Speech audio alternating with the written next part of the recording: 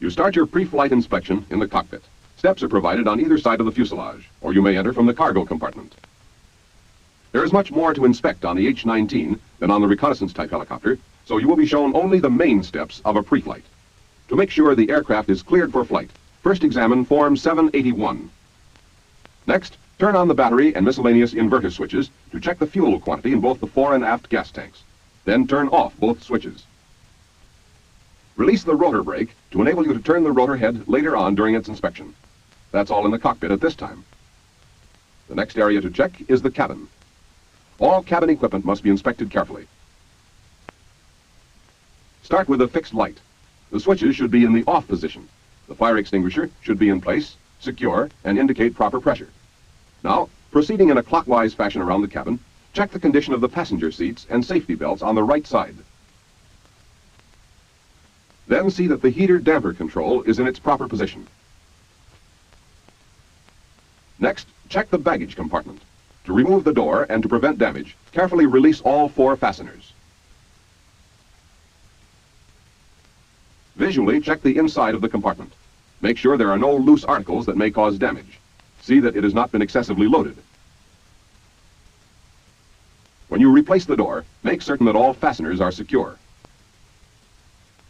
The first aid kits must be secure and properly sealed. Check the handle of the emergency escape hatch and the general security of the hatch itself. Then check the seats and safety belts on the left side. The cabin inspection may vary with different auxiliary equipment, but in any case be certain that everything is secure.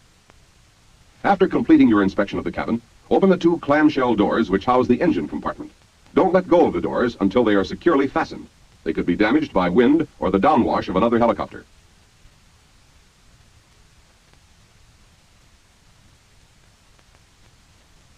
Check the left side of the nose section first. Make sure that the fire warning system on the door is secure and not damaged. Then check the left nose gear for damage, condition of the self-centering device, correct strut extension, and proper inflation of the tire. Now for the engine and its accessories. Inspect all hoses, connections, safeties, and check the security and proper mounting of all attached components. Look for loose or damaged parts, and for excessive oil leakage. Check the right side of the engine and right landing gear in the same manner as you did on the left. With this phase of the inspection completed, secure the clamshell doors. Now, on the right side of the aircraft, look into the clutch compartment through the air ducts. Check for excessive oil leakage and condition of hydraulic lines. The oil tank filler is located on this side. Make sure that the oil is at a proper level. Then secure the filler cap.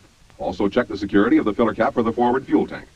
Now try the movement of the cargo door and see that it latches securely. On the right main gear, check the slippage marks and the tire for proper inflation. Check for any leaks in the brake and in the hydraulic line.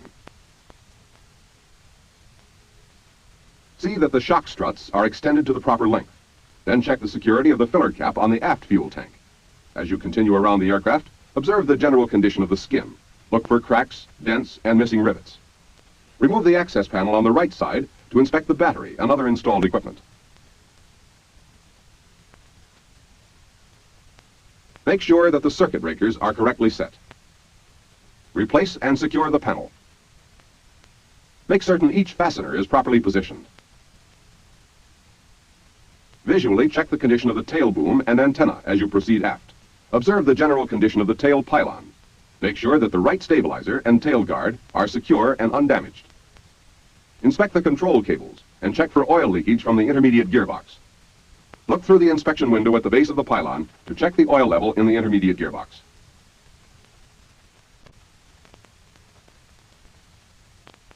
In the same manner, check the oil level in the tail rotor gearbox.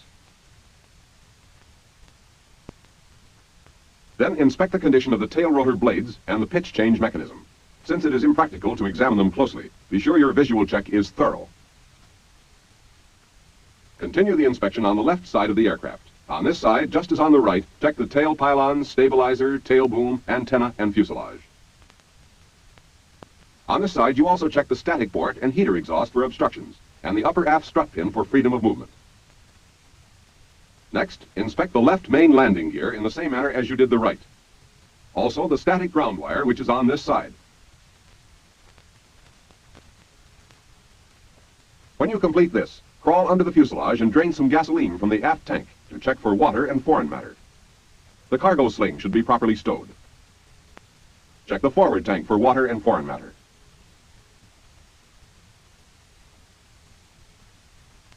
Next, climb up the left side of the helicopter for your rotor head and blade check. The window must be partially closed to enable you to let down the service platform.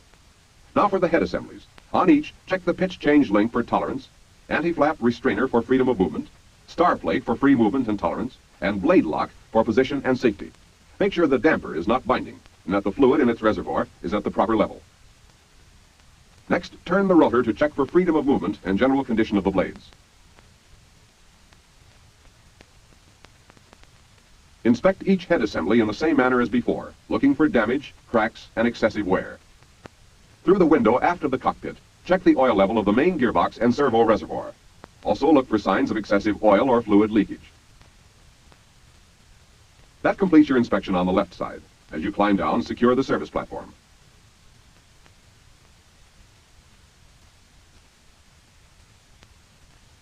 Then return to the right side of the aircraft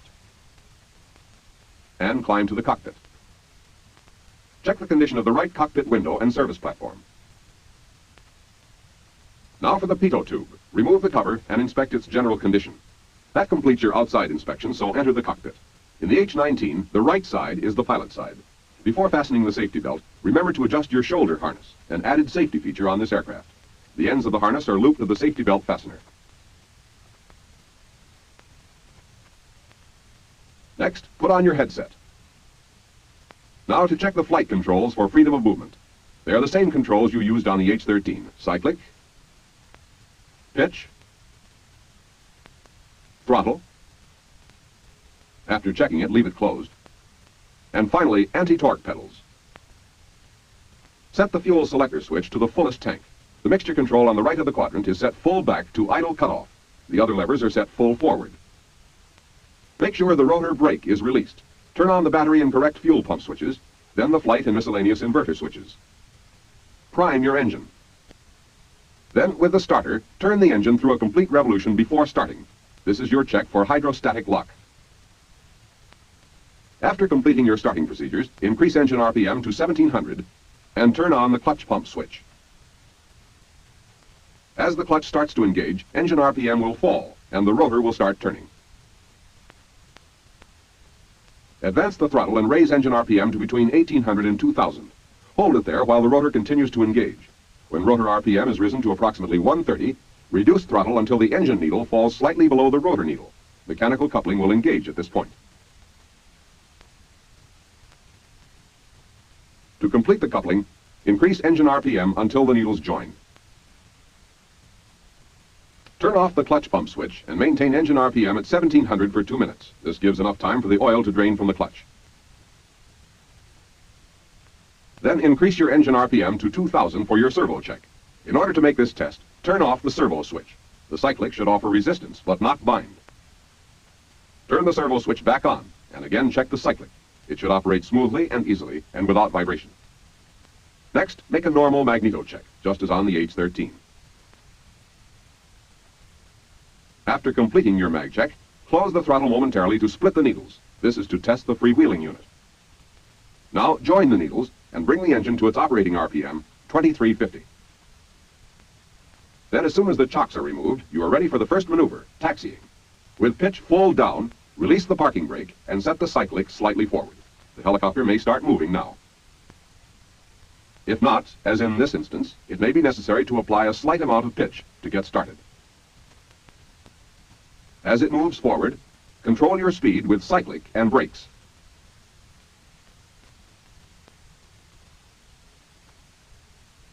A helicopter with wheels requires a very small amount of pitch for taxiing. Maintain operating RPM for good control and to enable a takeoff in event of emergency. Turns are made primarily with the pedals. However, by applying brake on the side toward which you are turning, a sharper turn can be made. Remember to use a minimum of pitch. However, if the main rotor should start to bump against its stops, you have applied too much forward cyclic. Eliminate this bumping by moving the cyclic slightly toward the rear.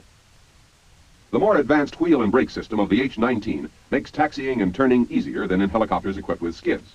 Therefore, it is generally more practical to taxi rather than hover, as you would in a reconnaissance-type helicopter.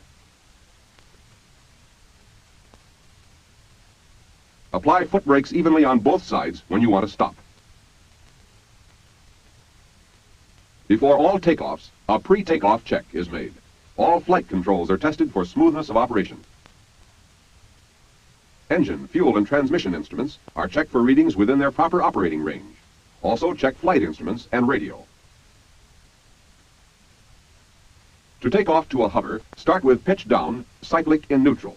Then bring the engine up to operating RPM and slowly increase pitch until the helicopter reaches a hovering altitude.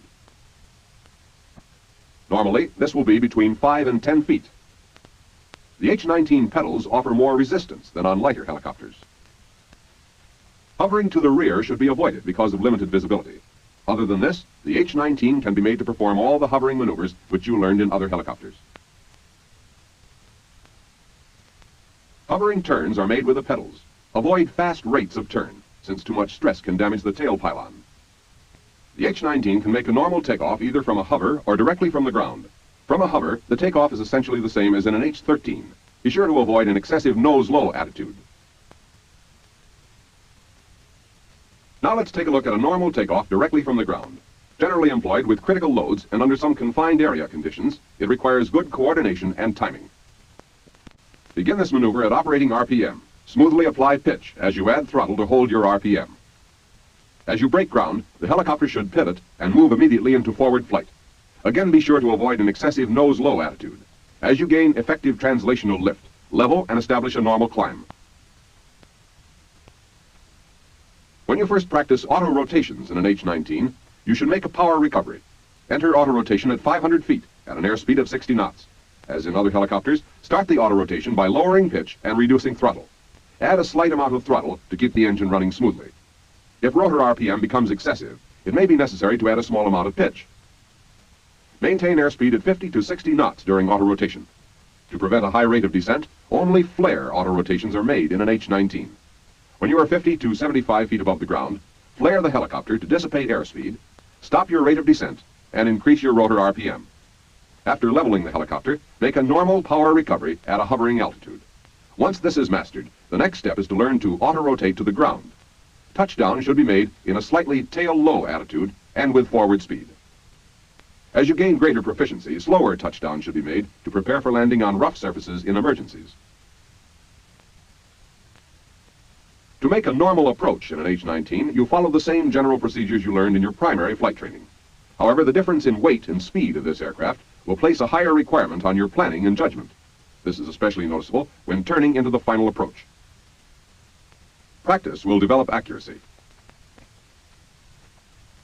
Start your approach when you reach a 12-degree angle. Maintain 55 knots during the first third of the approach. Then gradually dissipate speed and altitude. Apply sufficient power to complete the approach at a slow rate of closure. Approaches can be made at a hover, but are better directly to the ground. Touchdown is made with little or no forward motion. When your flight is completed, taxi to the designated parking area.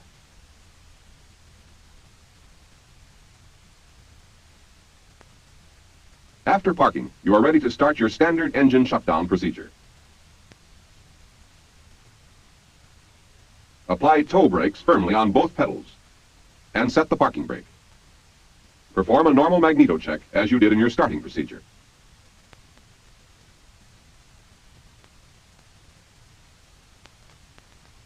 After the mag check, reduce engine RPM to about 1100. When rotor RPM is down to approximately 110, the clutch will disengage automatically. Make sure the droop stops have dropped into position before continuing the shutdown. Then idle the engine until cylinder head temperature is below 150 degrees, and move the mixture control to idle cutoff. When rotor RPM drops below 80, apply the rotor brake gently to stop the rotor. Lock the brake with one rotor blade forward.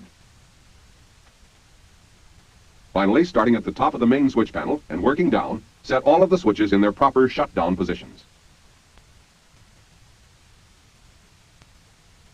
Place the fuel selector switch in the off position. Your shutdown procedure is complete. Now fill out your flight report. After entering your flight time, turn to the back of Part 2. If any defects are found during flight, make sure to enter them here. And sign off your flight.